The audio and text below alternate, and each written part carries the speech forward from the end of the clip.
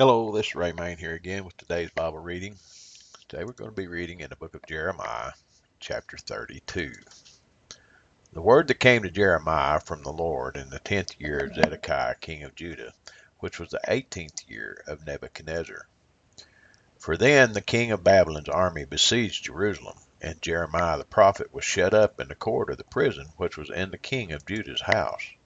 For Zedekiah king of Judah had shut him up, saying, Wherefore dost thou prophesy, and say, Thus saith the Lord, Behold, I will give this city into the hand of the king of Babylon, and he shall take it.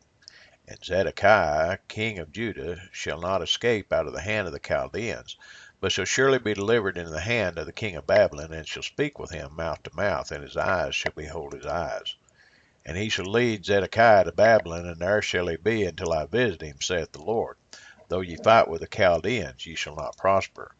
And Jeremiah said, The word of the Lord came unto me, saying, Behold, Hanameel the son of Shallum, thine uncle, shall come unto thee, saying, Buy thee my field that is in Anathoth, for the right of redemption is thine to buy it. So Hanameel, mine uncle's son, came to me in the court of the prison according to the word of the Lord, and said unto me, Buy my field, I pray thee, that is in Anathoth, which is in the country of Benjamin, for the right of inheritance is thine, and the redemption is thine. Buy it for thyself. Then I knew that this was the word of the Lord. And I bought the field of Hanameel, my uncle's son, that was in Anathoth, and weighed him the money, even 17 shekels of silver. And I subscribed the evidence, and sealed it, and took witnesses, and weighed him the money in the balances. So I took the evidence of the purchase, both that which was sealed according to the law and custom, and that which was open. And I gave the evidence of the purchase unto Baruch the son of Neriah, the son of Messiah, in the sight of Hanameel mine uncle's son, and in the presence of the witnesses that subscribed the book of the purchase, before all the Jews that sat in the court of the prison. And I charged Baruch before them, saying, Thus saith the Lord of hosts, the God of Israel, Take these evidences, this evidence of the purchase, both which is sealed, and this evidence which is open, and put them in an earthen vessel, that they may continue many days. For thus saith the Lord of hosts, the God of Israel, Houses and fields and vineyards shall be possessed again in this land. Now when I delivered the evidence of the purchase unto Baruch the son of Neriah, I prayed unto the Lord, saying, Ah, Lord God, behold, thou hast made the heaven and the earth by thy great power and stretched out arm, and there is nothing too hard for thee. Thou showest loving kindness unto thousands, and recompensest the iniquity of the fathers into the bosom of their children after them. The great, the mighty God, the Lord of hosts is his name.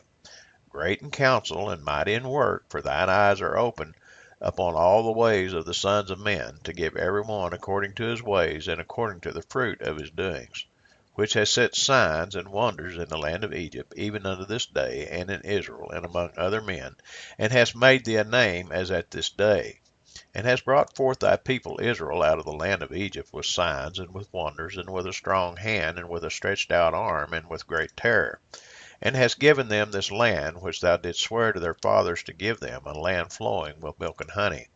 And they came in and possessed it, but they obeyed not thy voice, neither walked in thy law. They have done nothing of all that thou commandest them to do. Therefore thou hast caused all this evil to come upon them. Behold the mounts, they are come unto the city to take it. And the city is given into the hand of the Chaldeans that fight against it, because of the sword, and of the famine, and of the pestilence. And what thou hast spoken is come to pass, and behold, thou seest it. And thou hast said unto me, O Lord God, Buy thee the field for money, and take witnesses, for the city is given into the hand of the Chaldeans. Then came the word of the Lord unto Jeremiah, saying, Behold, I am the Lord, the God of all flesh. Is there anything too hard for me? Therefore thus saith the Lord, Behold, I will give this city into the hand of the Chaldeans, and into the hand of Nebuchadnezzar king of Babylon, and he shall take it. And the Chaldeans that fight against this city shall come and set fire on this city, and burn it with the houses upon whose roofs they have offered incense unto Baal, and poured out drink offerings unto other gods, to provoke me to anger.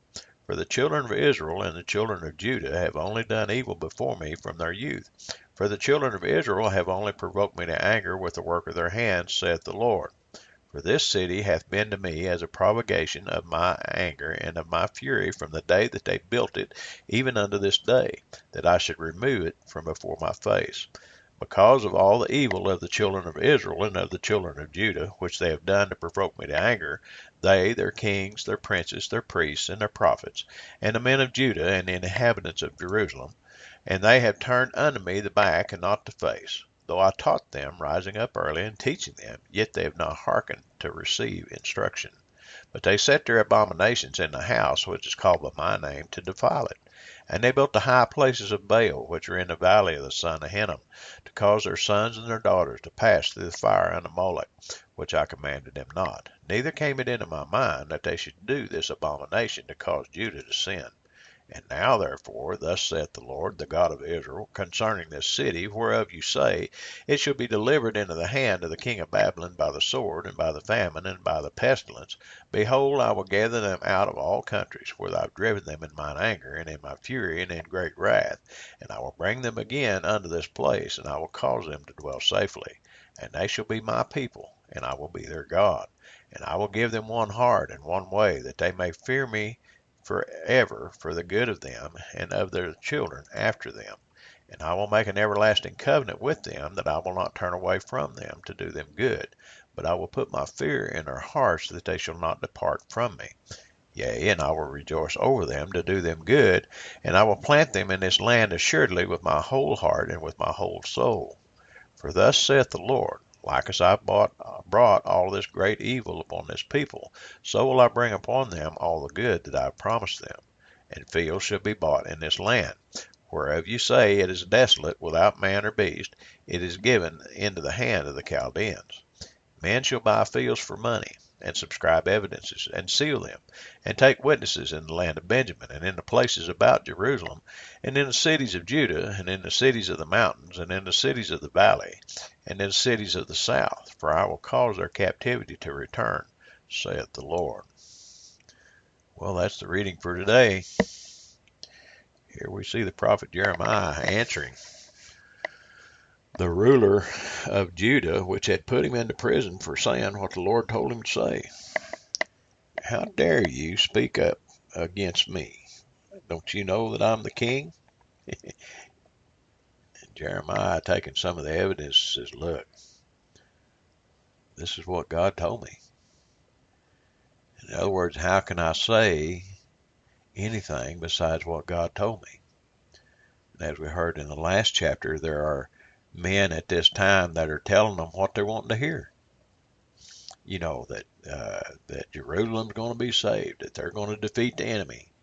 Jeremiah is the one that's actually sent of God, that's actually talking with the mouth of God and telling them what's really going to happen.